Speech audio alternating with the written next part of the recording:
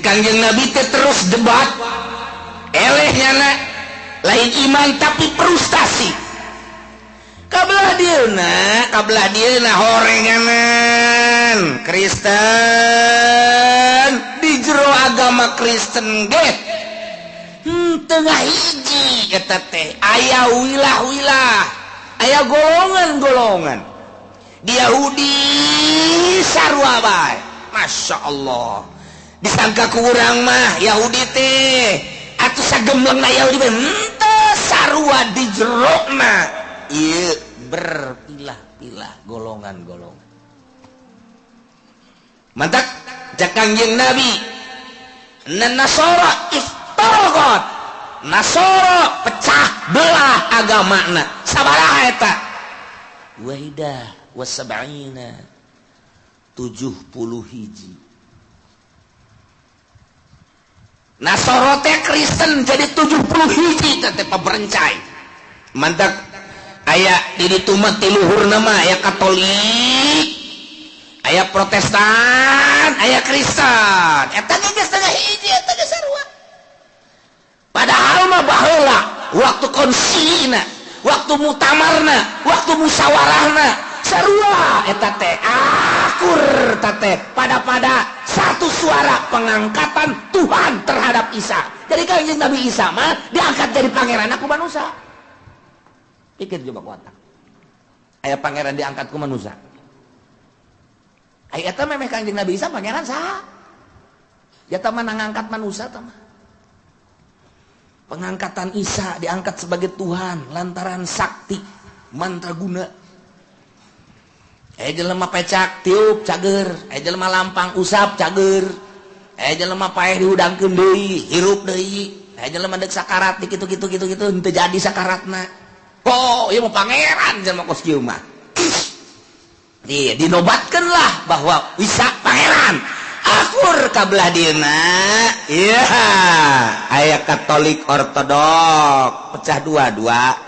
Kristen, Protestan, kabelah dieuna ambalaya loba. Mual salah Kangjeng Nabi jadilah 70 hiji Yahudi iftaraqat sinten isnen wasab'in 272 Yahudi sarua gawar teh paberecai di jero 72 nah wasatat tariku ummati umat kaula bakal paberencai ala salasi wala salasah wasab'in 73 urang 73 ya kulluhum pinnar illa wahidah kabeh neraka kecuali hiji ya Allah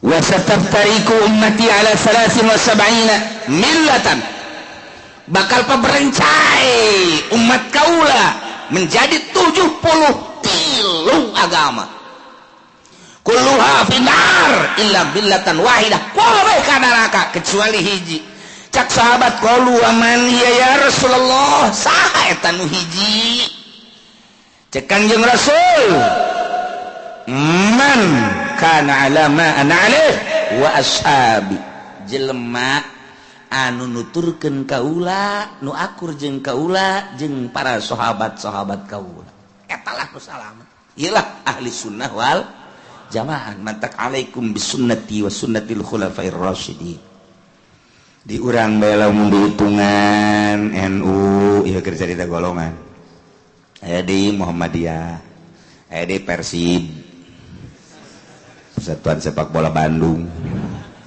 kan golongan deui aya na kuari HTI aya deui Islam Jaulah aya deui Ikhwanul Muslimin aya deui Islam Pancasila Islam kajajadan dong Pancasila mah tah mah ya macam-macam aya deui Islam Pegeningan aya Islam Toriko aya Islam disebutna teh Islam Nur Cahyo aya deui Islam disebutna teh Islam kitu Cirebonan teh naon ngaranna Bah Umar aya deui Islam di urang ge lamun ditu kan loba di urang anu teu kudu ka Mekah Baitullah non teu kudu munggah haji kan cukup ka Cirebon bae aya pohara aya Islam tasawuf atas nama ieu mah mengatasnamakan Islam tasawuf Islam Toriko dan lain-lain sebagainya.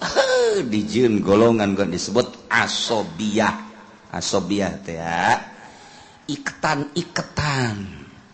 Jadinya nanti percaya keiketan-iketan di salah satu perkumpulan ngaranna asobiyah. Mun di bahasa intelekeun ngaranna fanatisme. Tina isobah teh beber teh dinisbatkeun isobiyah. Jadi kang bangsa beber ngiket. Terikat ku NU, terikat ku Muhammadiyah, terikat ku Persis, terikat ku berbagai-bagai iketan.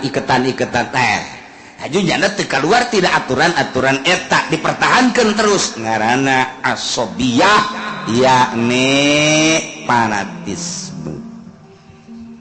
Tuh mulai paberencai